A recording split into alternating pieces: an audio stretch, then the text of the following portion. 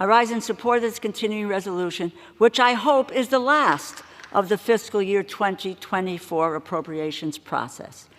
This continuing resolution keeps the government open while the appropriations committees in the House and the Senate continue bipartisan negotiations on final 2024 funding bills that are in line with the agreement we have had since last June. I am encouraged by the conversations that have taken place since the top-line numbers were reaffirmed in the Schumer-Johnson agreement, and I appreciate the good faith and the respectful four-corner negotiation that took place to put forward this continuing resolution. I hope the current pace and tone will result in swiftly finalizing all 2024 funding bills in a bipartisan fashion. I might add, I think the Senate just voted a short time ago, which was, I think, 77 to 18 overwhelmingly to move forward with the appropriations bills.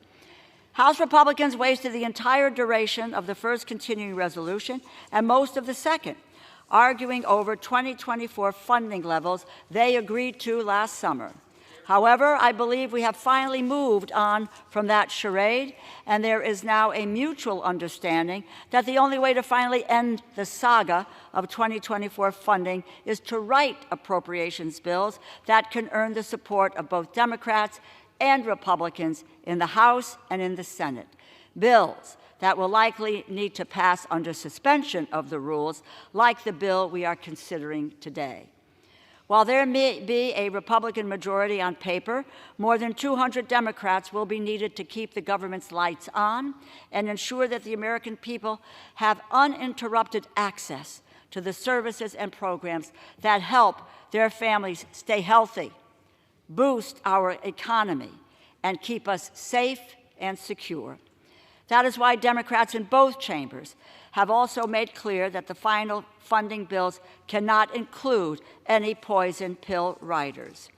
In addition to negotiating and passing the 12 appropriations bills, Congress still must respond to President Biden's supplemental requests for our urgent national security needs.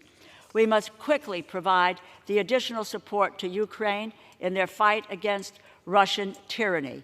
We cannot allow Vladimir Putin to be rewarded for perpetuating a pointless, bloody war. We cannot allow Russia to bully sovereign nations into ceding their territory to a tyrant. We know Putin believes, and I quote, "Russia's borders do not end anywhere," end quote.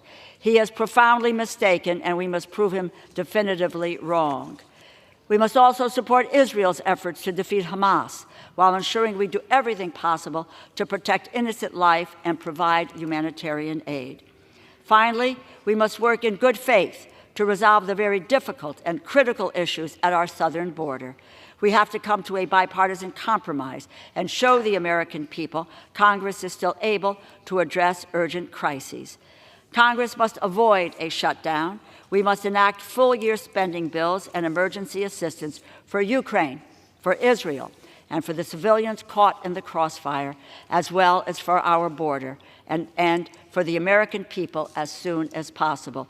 To those ends, let this be our last continuing resolution.